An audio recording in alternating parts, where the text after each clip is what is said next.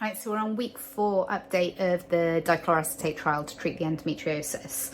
So this past week I've been on the full dose, the 333 milligram in the morning and the evening, and that's following on from the week where I had a complete week off the DCA. I still took all the supplements, but no like active medicine for the week, just to give my body a break as per recommendation from the website. I know there is another option where you could do 5 days on, 2 days off, and I'm beginning to wonder if that might be more suitable for me, given the fact that on my week off I was fine.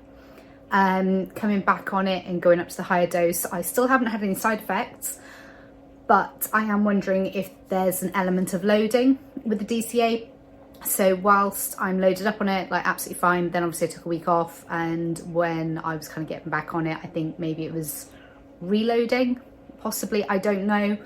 But I kind of had a bit of a peak on the pain side of things in the middle of the week. And it is kind of like from the middle of the week onwards would have worked out about a week before my period. And normally that is a time for me that is like super painful. You know, the pain tends to build up and then my period hits and then the pain just kind of peaks, and it's awful. I hate it.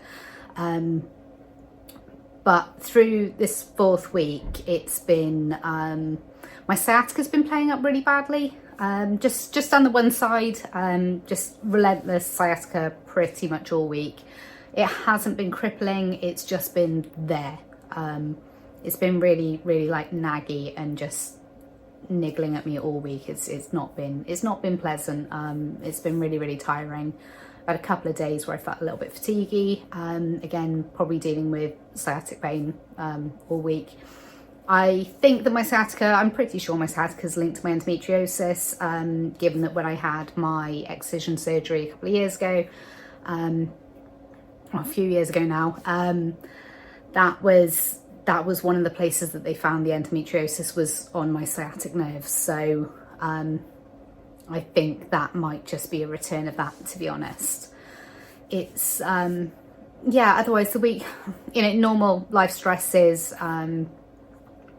haven't been feeling great, to be honest.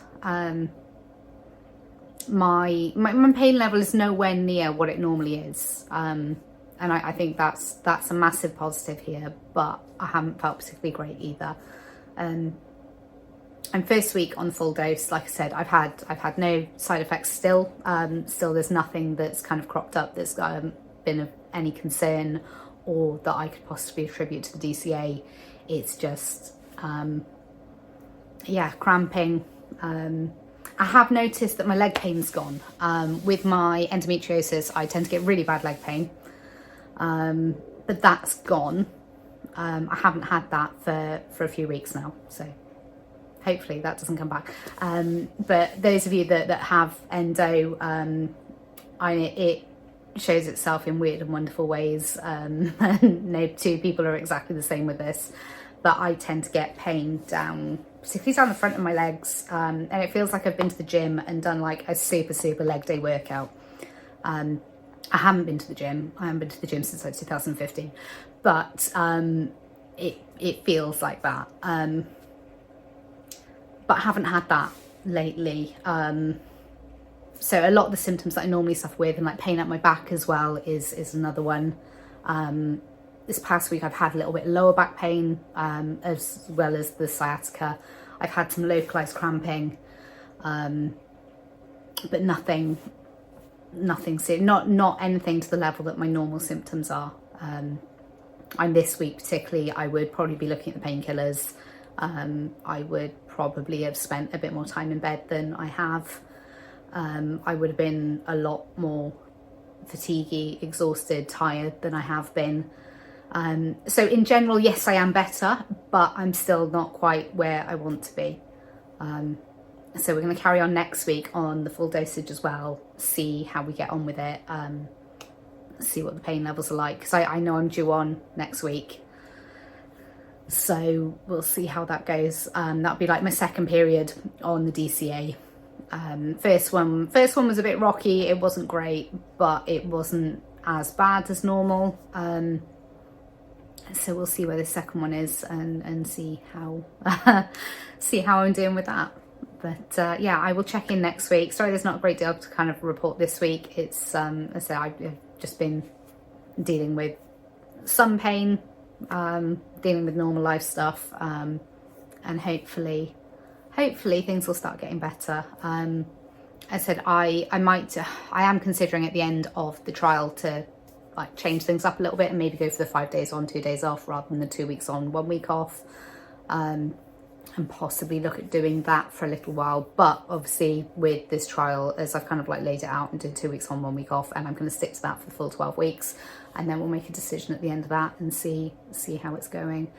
But in general, obviously I can't recommend DCA. I'm not a medical professional. I think I state that like enough, hopefully. But for me personally, it's been a damn sight better than any medication that I've been given through medical professionals so far. And I'm really hoping that obviously the studies that are supporting looking at DCA as a treatment for endometriosis are successful, and I hope things are accelerated, and I really hope that this becomes available to other women, because I genuinely believe that this has already at this point made quite a significant difference to my pain levels in particular, my fatigue levels, the radiated pain that I feel, my mental health as well. I'm feeling more capable. I'm feeling like I can do more things. I'm feeling like I can kind of like get my life together a little bit more now, hopefully. We're going to see how we go, because I said it could just be I'm having a really good month. Next month could be a complete train wreck. I don't know. My next period could be back to square one. I don't know. So we're just going to see how things go. And yeah, take it from there. So I'll check in next week. I'll let you know how things are going. As I said, I will be due on in the next couple of days. So we'll see what happens. But yeah, I'll keep you up to date, and I'll see you next week.